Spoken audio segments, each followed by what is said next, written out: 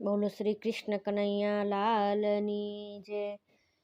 નમસ્કાર દર્શક મિત્રો, આજે આપણે વાંચવા જઈ રહ્યા છીએ અધ્યાય 3 કર્મયોગ।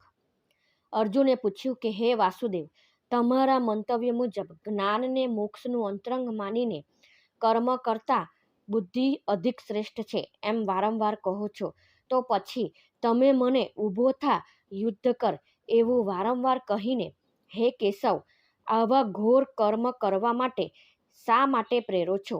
તમે કહેલા આ દ્વિઅર્થી વાક્યથી મારી બુદ્ધિને મૂંઝવણમાં નાખવા જેવું કાર્ય કરો છો, માટે કૃપા કરીને આપ એક વાત મને કહો કે જેથી મારું કલ્યાણ થાય।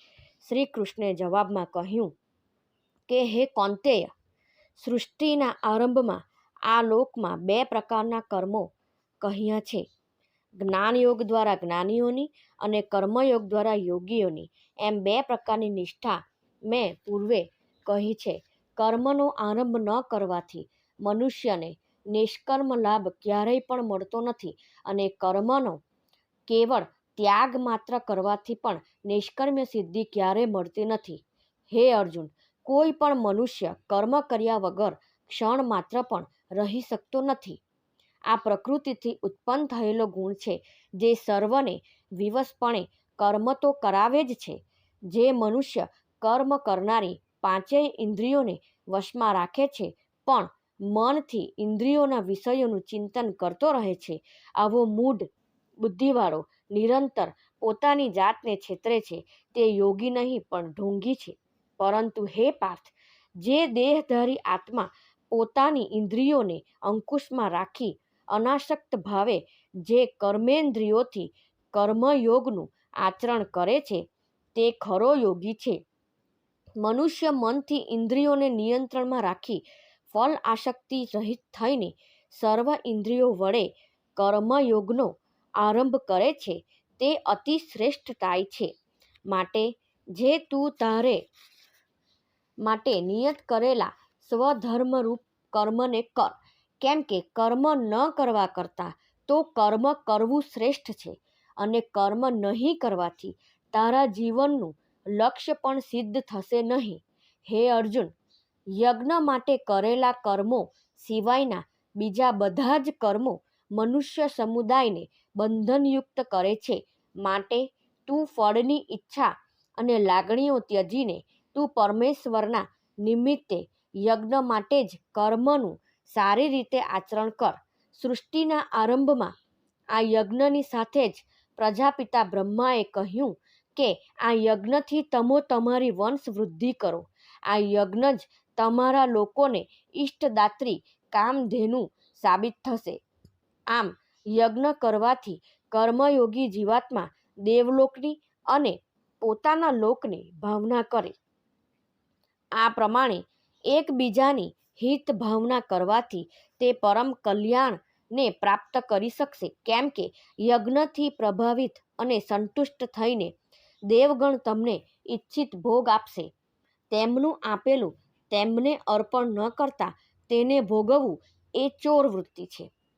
યજ્ઞ કરી તેમાંથી વધેલું ગ્રહણ કરનાર સત્પુરુષો સર્વ પાપોથી મુક્ત થઈ જાય છે, જ્યારે જે પાપી આત્માઓ પોતાના શરીર પોષણને માટે જ કર્મ કરે છે, તેઓ તો પાપ કર્મને જ ભોગવે છે। આ સૃષ્ટિના સમગ્ર પ્રાણીઓ અન્નથી ઉત્પન્ન થાય છે, વરસાદથી અન્ન ઉત્પન્ન થાય છે, વરસાદ યજ્ઞ કર્મ કરવાથી થાય છે, અને યજ્ઞ કર્મો કરવાથી ઉત્પન્ન થનારો છે। કર્મ વેદથી ઉત્પન્ન થયેલા છે, વેદ પરમપિતા પરમાત્માથી ઉત્પન્ન થયેલ છે।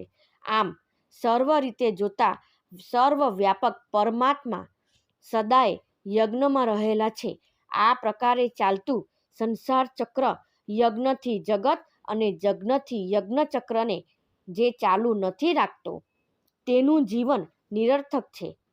આવો મનુષ્ય ઇન્દ્રિય લંપટ થઈને નકામું જીવન વ્યતીત કરે છે, પણ જે જીવાત્મા પોતાનામાં જ સદા રત, તૃપ્તિ અને સંતુષ્ટિ થયેલો હોય છે, તેને કોઈ કર્મ કરવાનું રહેતું જ નથી।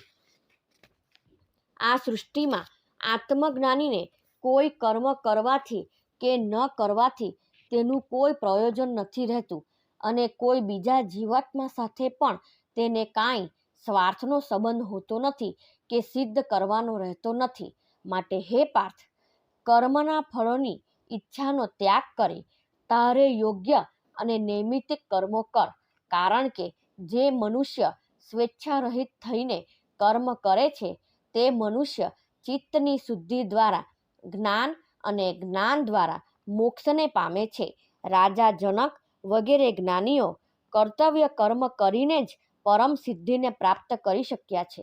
તેથી આ સંસારને કેવળ હેતુથી કે લોક કલ્યાણને ખાતર પણ તું કર્મ કરવાને જ યોગ્ય છે. કારણ કે મહાત્માઓ જે આચરણ કરે છે તેનું બીજા લોકો પણ અનુકરણ કરે છે. તે પોતાના આચરણથી જે પ્રમાણો સ્થાપે છે તે અનુસાર બીજા લોકો પણ અનુસરે છે. હે પાર્થ, ત્રણેય લોકમાં મારે કોઈ જ કર્તવ્ય કરવાનું નથી તેમજ મારે કંઈ જ પ્રાપ્ત કરવાનું નથી. છતાં પણ હું કર્મ કરવામાં પરોવાયેલો જ રહું છું. કેમ કે જો સાવધાન થઈને હું કર્મ ન કરું તો સર્વ લોકો મારા માર્ગનું જ અનુસરણ કરશે. જો હું કર્મ નહીં કરું તો સમગ્ર બ્રહ્માંડ નષ્ટ થશે. વર્ણશંકર દોષોનો કરવાવાળો અને તમામ પ્રજાનો નાશ કરવાવાળો સાબિત થઈશ. માટે હે ભારત, જે મનુષ્યો પાસે જ્ઞાનનો અભાવ છે તે મનુષ્યો કર્મમાં આસક્ત થઈ કર્મ કરે છે. જ્યારે જ્ઞાની પુરુષો આવા અજ્ઞાની લોકોને સન્માર્ગે લઈ જવાના હેતુથી અનાસક્ત ભાવે પોતાના કર્મ કરવામાં રત રહે છે. તેથી જ જ્ઞાની મનુષ્યોએ ઓછું જ્ઞાન ધરાવતા વ્યક્તિમાં કર્મમાં સંદેહ કરવો નહીં, પણ જ્ઞાની પુરુષોએ પરમાત્માના સ્વરૂપમાં સ્થિત થઈને સર્વ કર્મોને સારી રીતે આચરતા રહીને અજ્ઞાની એવા લોકો પાસે ઉચ્ચતમ પ્રકારના કર્મો કરાવવા જોઈએ. ખરેખર તો દરેક કર્મો પ્રકૃતિના ત્રિગુણ સત્વ, રજ અને તમસ અનુસાર જ થાય છે. છતાં અહંકારથી મુદ્ધ થયેલા ચિત્તવાળા હું કરતા છું એમ માને છે. પરંતુ હે મહાબાહો અર્જુન, ગુણ વિભાગ અને કર્મ વિભાગના તત્વને જાણવાવાળો તત્વજ્ઞાની પુરુષ તો એ જ કર્મયોગમાં રત રહી ક્યારેય પણ આસક્ત થતો નથી. જ્યારે પ્રકૃતિના ગુણોથી મોહિત થયેલા અજ્ઞાની જીવાત્મા ગુણોના કર્મોમાં આસક્ત થાય છે.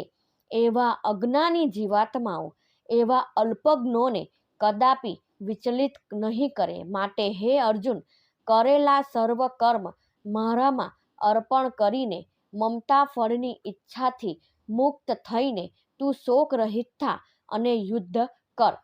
જે મનુષ્ય કર્મયોગમાં શ્રદ્ધા રાખી મારા આ ઉપદેશને સંદેહ રાખ્યા વિના શ્રદ્ધાથી આચરણ કરે છે તેઓ પણ કર્મના બંધનથી મુક્ત થાય છે. પરંતુ જે માણસ મારા આ ઉપદેશનો અનાદર કરી તેનું આચરણ કરતા નથી તેઓ જ્ઞાનહીન છે. એમને તું મહામૂઢ અને ભવસાગરમાં ડૂબેલા જ જાણ. બધા જ્ઞાનવંત પુરુષો પણ પોતાના સ્વભાવ અને જ્ઞાન અનુસાર વર્તે છે. તેમજ બધા પ્રાણીઓ પોતપોતાના સ્વભાવને અનુસરે છે. તેઓ પોતાની ઉપર સ્વાભાવિક ક્રિયાઓનો અંકુશ કઈ રીતે કરી શકે? દરેક ઇન્દ્રિયને પોતપોતાના વિષયમાં રાગ દ્વેષ રહે જ છે. તત્વજ્ઞાનીઓ ક્યારે પણ તેમને વશ થઈને કર્મ નહીં કરે. કેમ કે તે કર્મ જ મનુષ્યના કલ્યાણ માર્ગમાં વિઘ્ન ઉત્પન્ન કરનારા શત્રુઓ છે. ઉત્તમ પ્રકારના પરધર્મથી દોષયુક્ત સ્વધર્મ સારો છે. દરેક મનુષ્ય પોતપોતાના વર્ણવિહિત કર્મમાં જ મરણ પર્યંત જીવે છે. કારણ કે બીજાના ધર્મનું આચરણ ભયકારક છે. અર્જુને પૂછ્યું કે હે કૃષ્ણ, હવે કહો કે મનુષ્ય કોની પ્રેરણાથી ઈચ્છા ન હોવા છતાંય મનુષ્ય પાપ આચરણ કરે છે, જાણે કે કોઈ તેને બળપૂર્વક પાપ આચરણ કરવા પ્રેરિત કરે છે. શ્રી ભગવાન બોલ્યા કે આ કામ ક્રોધ રજોગુણથી ઉત્પન્ન થયેલો આ કામ જ ક્રોધ છે, જે ઘણો ખાઉદ્રો અને મહાપાપી છે. આ સંસારમાં એને તું વેરી જાણ. જે પ્રમાણે ધુમાડાથી અગ્નિ મેલથી દર્પણ અને ઓરથી ગર્ભ ઢંકાયેલો રહે છે, તેમ આ કર્મ વડે જ્ઞાન ઢંકાયેલું રહે છે. હે કુંતીપુત્ર અર્જુન, વિષયોથી ઢંકાવા છતાં પણ ઢંકાતું નથી તેવા સંતાપનું કારણ હોવાથી અગ્નિ સમાન તપ આપનાર અને નિત્ય વેરી આ કામે જ્ઞાનને ઢાંકી દીધું છે. આ દિવ્ય મનુષ્યની જ્ઞાન ઇન્દ્રિયો, મન અને બુદ્ધિમાં નિવાસ કરે છે અને જ્ઞાનને ઢાંકીને જ્ઞાની મનુષ્યને મોહિત કરે છે. તેથી હે પાર્થ, તું ઇન્દ્રિયોનું પહેલું શમન કરી તું એ પાપ કર્મ, જ્ઞાન અને વિજ્ઞાનનો નાશ કરવા વાળો છે તેવા કર્મનો તું ત્યાગ કર. બાહ્ય દ્રશ્ય પદાર્થો કરતાં ઇન્દ્રિયો સૂક્ષ્મ અને પ્રકાશજ્ઞ હોવાથી શ્રેષ્ઠ છે અને ઇન્દ્રિયો કરતાં મન શ્રેષ્ઠ છે. આમ કહેલું છે કારણ કે મન ઇન્દ્રિયોને ચલાવે છે. મન કરતાં બુદ્ધિ શ્રેષ્ઠ છે કારણ કે તે સંકલ્પ, વિકલ્પ, નિશ્ચય કરે છે અને જે જ્ઞાનથી પણ પર છે તે એ બુદ્ધિનો સાક્ષી છે તથા સર્વના અંતરમાં રહે છે. તે આત્મા છે અને તે આત્મા દેહ કહેવાય છે. આ પ્રમાણે ઇન્દ્રિયો, મન અને બુદ્ધિથી પર એવા આત્માને ઓળખીને બુદ્ધિ વડે મનને વશ કરી આ કામરૂપી દુર્જય શત્રુનો તું નાશ કર. ઓમ તત્સત નીતિ કર્મયોગ નામનો 3જો અધ્યાય સંપૂર્ણ. બોલો શ્રી કૃષ્ણ કનૈયા લાલની જય.